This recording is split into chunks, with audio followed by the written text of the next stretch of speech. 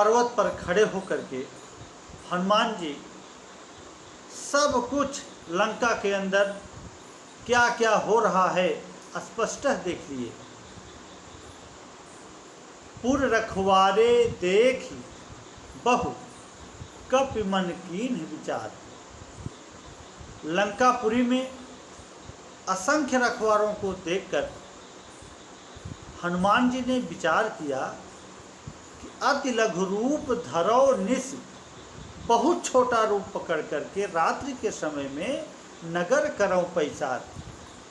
इस लंका नगरी में रात्रि के समय में हम प्रवेश करेंगे। मसक समान रूप कपि धरी, लंकहि चलो सुमिर नरहरि। मसा के समान बहुत छोटा रूप पकड़ करके हनुमान जी भगवान श्री रामचंद्र जी का मन में स्मरण करके लंका के लिए आगे बढ़े। नाम लंकिनी एक निश्चरी। जब हनुमान जी लंका के द्वार के अंदर घुसने लगे तो वहाँ पर एक लंकनी नामक निशाचरी रहा करती थी। सो कह चले से मोहिनिंदरी। लंकनी ने देखा कि ये छोटा सा जीव कितने आराम के साथ लंका में प्रवेश किए जा रहा है। लंकनी ने कहा कि अरे मूर्ख, मेरा निरादर करके तू कहाँ चला जा रहा है? जाने ही नहीं मरम सठ मोरा, मोर आहार जहाँ लगी चोरा। लंकनी ने कहा कि हे मूर्ख, तू मेरे रहस्य को नहीं जानता। जितने भी चोर इस लंका नगरी में प्रवेश करते हैं वो सब मेरे आहार होते हैं। तो हनुमान जी ने कहा कि मुठिका एक महाकपिहनी, रुधिर बमत धरनी ढनमनी। हनुमान जी ने कहा कि ठीक है, मेरा एक मुष्टिका तू पहले आहार के रूप में ले ले। एक मुष्टिका हनुमान जी ने लंकनी को मारा। परिणाम क्या हुआ कि खून की पलटी करती हुई लंकनी पृथ्वी पर अचेत होकर गिर पड़ी।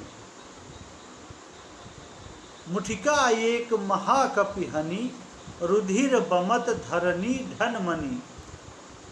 पुण्य संभारी उठी सो लंका, जो रिपान कर विनय सशंका। लंकनी ने फिर से अपने आप को संभालते हुए हाथ जोड़ करके उठकर हनुमान जी से निवेदन करने लगी कि जब रावण ही ब्रह्म बर दीन्हा। जब रावण आदि राक्षसों को ब्रह्मा जी वरदान देकर लौट रहे थे, जब रावण ही ब्रह्म बर दीन्हा, चलत बिरंच कहा मोहि चीन्हा। तो लौटते समय बिरंच अर्थात ब्रह्मा जी मुझको पहचान गए और इस तरह से मुझको रहस्य बताया। विकल होश तय कपि के मारे। ब्रह्मा जी ने कहा कि श्राप वस्तु राक्षसी हुई है, तू पहले से अप्सरा थी, इसलिए तुझको ये रहस्य बताकर जा रहा हूँ कि जब कोई बानर तुझको एक मुष्टिका मारे और तू व्याकुल हो जाना। विकल होश तय कपि के मारे, तब जाने सुनिश्चल संहारे। तब ये समझ लेना कि निशाचरों का अंत आ चुका है। तात मोर अति पुण्य बहुता, देखे नयन राम कर दूता। वह अप्सरा जो श्रापवश राक्षसी हो गई थी, लंकनी के नाम से विख्यात थी,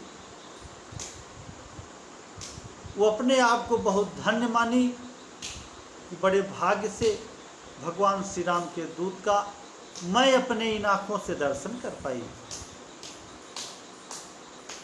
तो लंकिनी ने कहा कि तात स्वर्ग अपवर्ग सुख, कहा हे तात, स्वर्ग और अपवर्ग मोक्ष का सुख धरिय तुला एक अंग, तराजू के एक पलड़े पर रख दिया जाए। किसको किसको? स्वर्ग और मोक्ष के सुख को। तात स्वर्ग अपवर्ग सुख धरिय तुला एक अंग, तूल न ताहि सकल मिली, जो सुख लो सत्संग।